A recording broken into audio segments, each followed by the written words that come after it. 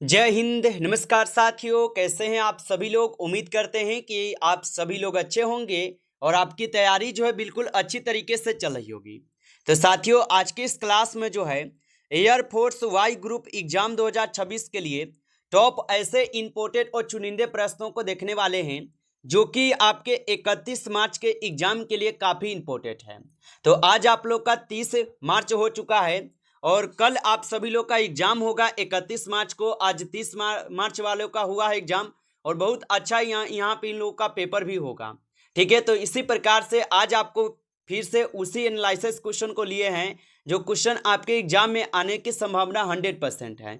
तो आप इस क्लास को जरूर देख के जाइएगा। यदि आपका एग्जाम भी 31 मार्च को ही है तो आप जरूर इस क्लास को देख के जाइए। तो चलिए क्लास को हम स्टार्ट करते हैं। उनसे पहले यदि आप नए हैं इस चैनल पे तो आप इस चैनल को सब्सक्राइब करके ऑल नोटिफिकेशन को आप ऑल पे दबा के जुड़ जाइए, जिससे कि जब भी कोई नई क्लास हो सबसे पहले क्लास का नोटिफिकेशन आपके पास पहुंच सके। तो आप इस चैनल को सब्सक्राइब जरूर कर लीजिएगा। साथ ही साथ आप जो है इस क्लास को भी लाइक जरूर कर लीजिएगा। तो चलिए क्लास को स्टार्ट करते हैं और देखिए क्वेश्चन क्या पूछा जा रहा है। क्वेश्चन पूछा गया है कि विटामिन सी की कमी से कौन सा रोग होता है। चलिए बताएंगे। ये सभी क्वेश्चन बिल्कुल हम एनालाइज किए हैं इस क्वेश्चन को, जो क्वेश्चन आपके एग्जाम में जो है ना 100% आपको देखने को मिलेगा। तो आप अच्छे से इन सभी क्वेश्चनों को याद करके जाइएगा। और विटामिन सी की कमी से कौन सा रोग होता है, तो आप याद रख लीजिएगा विटामिन सी की कमी से स्कर्वी रोग होता है। ऑप्शन सी यहाँ पे इस क्वेश्चन का सही जवाब है। चलिए अगला क्वेश्चन देखिएगा कि बेसबॉल के खेल में प्रत्येक पक्ष में कितने खिलाड़ी होते हैं। चलिए बताइएगा आप कि बेसबॉल के खेल में प्रत्येक पक्ष में कितने खिलाड़ी होते हैं। तो याद रख लीजिएगा इनमें कुल 9 खिलाड़ी होते हैं। ऑप्शन ए हो जाएगा इस क्वेश्चन का सही जवाब, 9 खिलाड़ी होते हैं। चलिए आगे देखिएगा। क्वेश्चन पूछा है कि ब्लैक गांधी के नाम से किसे जाना जाता है। चलिए बताएंगे आप कि ब्लैक गांधी के नाम से किसे जाना जाता है। तो ब्लैक गांधी के नाम से जानते हैं मार्टिन लूथर किंग जूनियर को। ऑप्शन यहाँ पे सी जो है इस क्वेश्चन का सही जवाब है, मार्टिन लूथर किंग जूनियर को जानते हैं। अगला क्वेश्चन है कि विश्व की सबसे ऊंची पर्वत चोटी कौन सी है।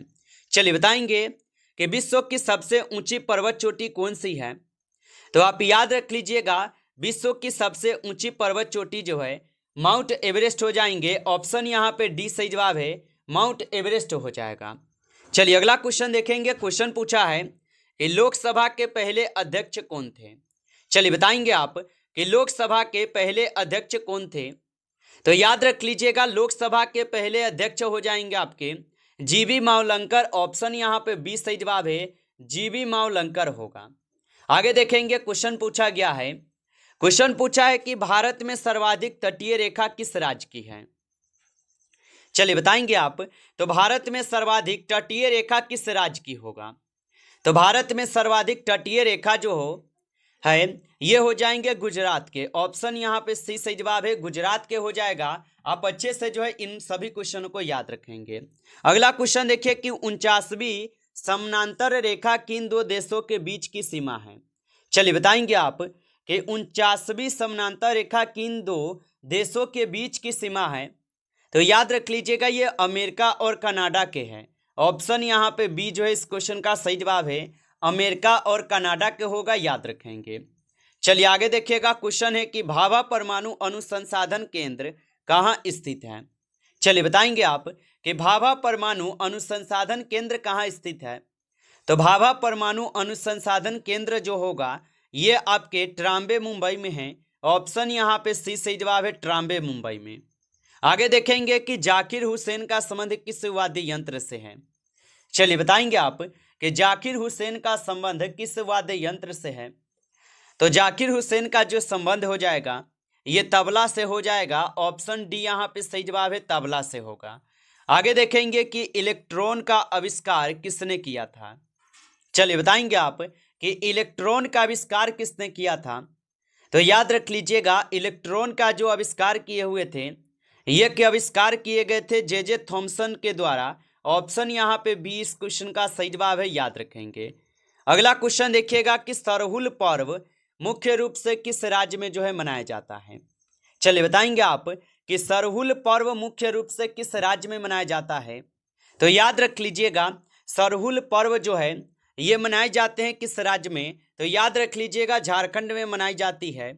ऑप्शन ए सही जवाब है। आगे देखिए संसार की छत किसे कहा जाता है? चलिए बताएंगे आप कि संसार की छत किसे कहा जाता है? तो संसार की छत कहते हैं पामीर के पठार को। ऑप्शन सी सही जवाब है, पामीर के पठार को कहते हैं, याद रखेंगे। आगे देखिएगा कि एजरा कप किस खेल से संबंधित है? चलिए बताएंगे आप कि एजरा कप जो है ये किस खेल से संबंधित है?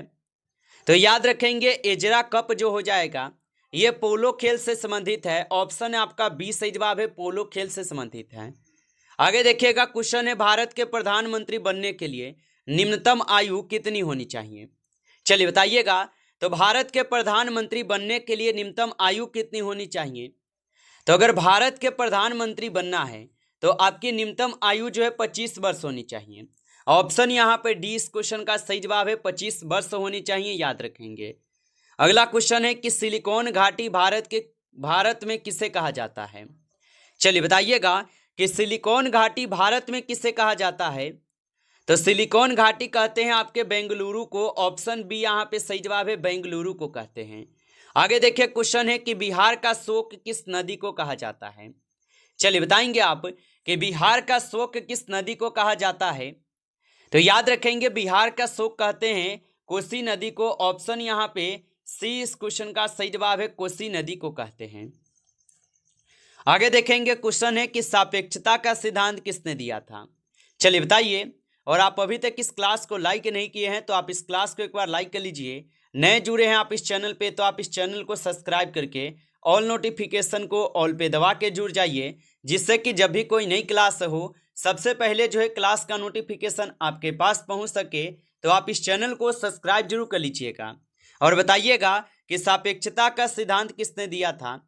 तो सापेक्षता का जो सिद्धांत दिए गए थे ये अल्बर्ट आइंस्टीन के द्वारा दिए गए थे। ऑप्शन आपका बी सही जवाब है, याद रखेंगे। आगे देखिएगा क्वेश्चन है कि नोबेल पुरस्कार प्रदान करने वाला पहला देश कौन है? चलिए बताइएगा कि नोबेल पुरस्कार प्रदान करने वाला पहला देश कौन सा है? तो आप याद रख लीजिएगा ये स्वीडन हो जाएगा। ऑप्शन ए सही जवाब है, स्वीडन होगा। आगे देखेंगे कि कान्हा राष्ट्रीय उद्यान कहाँ स्थित है? चलिए बताइएगा आप कि कान्हा राष्ट्रीय उद्यान कहाँ स्थित होगा? तो याद रखिएगा कि कान्हा राष्ट्रीय उद्यान जो होगा ये आपके मध्य प्रदेश में हो जाएगा। ऑप्शन आपका सी सही जवाब है, मध्य प्रदेश में है, याद रखिएगा। अगला क्वेश्चन है कि पाकिस्तान का राष्ट्रीय खेल क्या है? चलिए बताएंगे आप कि पाकिस्तान का राष्ट्रीय खेल क्या है? तो याद रख लीजिएगा पाकिस्तान के राष्ट्रीय खेल देखा जाए तो हॉकी हो जाएंगे। ऑप्शन यहाँ पे बी इस क्वेश्चन का सही जवाब है, फील्ड हॉकी हो जाएंगे। आगे देखिए क्वेश्चन है कि गीत गोविंद के लेखक कौन है? चलिए बताइएगा आप कि गीत गोविंद के लेखक कौन होगा? तो गीत गोविंद के लेखक जयदेव है। ऑप्शन आपका सी सही जवाब है, जयदेव होगा, याद रखिएगा। अगला क्वेश्चन है राष्ट्रीय खेल दिवस कब मनाया जाता है? चलिए बताएंगे आप कि राष्ट्रीय खेल दिवस कब मनाया जाता है?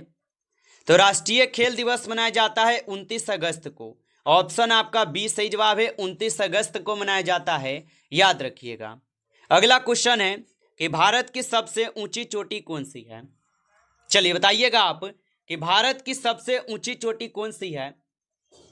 तो भारत की सबसे ऊंची चोटी यहाँ पे कौन हो जाएंगे? तो आप बताएंगे केटू होगा। केटू यानी गाडविन ऑस्टिन है। ऑप्शन आपका बी सही जवाब होगा। अगला क्वेश्चन है गुरुत्वाकर्षण का नियम किसने प्रतिपादित किया था? चलिए बताइएगा आप कि गुरुत्वाकर्षण का नियम किसने प्रतिपादित किया था? तो याद रख लीजिएगा गुरुत्वाकर्षण का जो नियम है ये आपके किसने प्रतिपादित किया था?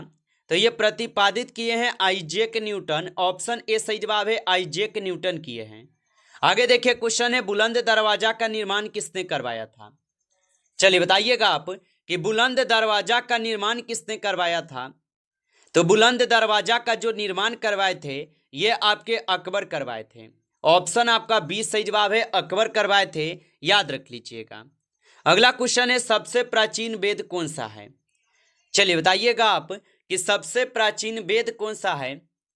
तो सबसे प्राचीन वेद जो है ऋग्वेद है। ऑप्शन आपका सी सही जवाब हो जाएगा, ऋग्वेद जो सबसे प्राचीन वेद होगा। अगला क्वेश्चन है कि महावीर का मूल नाम क्या था? चलिए बताएंगे आप कि महावीर का मूल नाम क्या था। तो महावीर का जो मूल नाम हो जाएगा, इनका मूल नाम हो जाएगा यहाँ पे वर्धमान। ऑप्शन ए करेंगे सही जवाब, वर्धमान था, याद रखेंगे। अगला क्वेश्चन है कि कथकली किस राज्य की नृत्य शैली है। चलिए बताइएगा आप कि कथकली किस राज्य की नृत्य शैली है। तो कथकली हो जाएंगे केरल राज्य की नृत्य शैली, ऑप्शन डी सही जवाब है, केरल के हैं। अगला क्वेश्चन है कि नीला ग्रह के नाम से किसे जाना जाता है। चलिए बताएंगे आप कि नीला ग्रह के नाम से किसे जाना जाता है।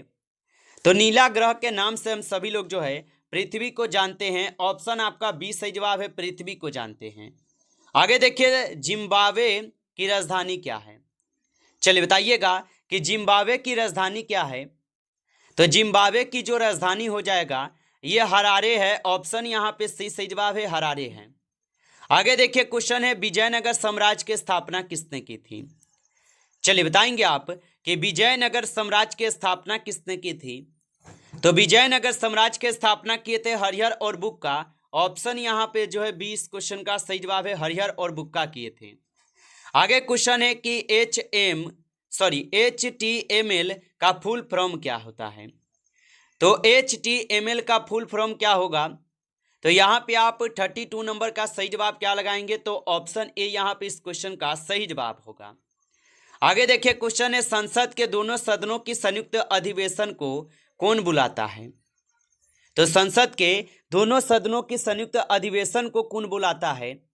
तो याद रख लीजिएगा राष्ट्रपति बुलाते हैं, ऑप्शन आपका डी सही जवाब है, राष्ट्रपति बुलाते हैं। आगे देखिए क्वेश्चन पूछा है भारतीय संविधान के प्रारूप समिति के अध्यक्ष कौन थे। चलिए बताएंगे आप कि भारतीय संविधान के प्रारूप समिति के अध्यक्ष कौन थे।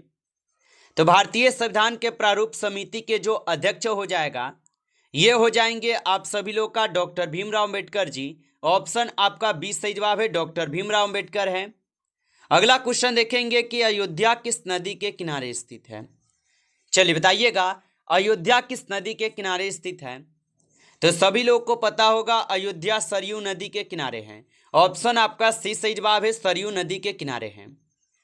नमस्कार साथियों, इस क्लास में आपके टॉप 35 क्वेश्चन थे जो काफ़ी इंपॉर्टेंट और चुनिंदे प्रश्न थे ये सभी क्वेश्चन। साथियों यदि आपको क्लास अच्छा लगा हो तो आप इस क्लास को लाइक कर लीजिए। नए जुड़े हैं आप इस चैनल पे तो आप इस चैनल को सब्सक्राइब करके ऑल नोटिफिकेशन को ऑल पे दबा के जुड़ जाइए, जिससे कि जब भी कोई नई क्लास हो सबसे पहले क्लास का नोटिफिकेशन आपके पास पहुंच सके। तो आप इस चैनल को सब्सक्राइब जरूर कर लीजिएगा। चलिए फिर मिलते हैं आपसे एक नेक्स्ट टॉपिक के साथ नेक्स्ट क्लास में, तब तक के लिए जय हिंद जय भारत।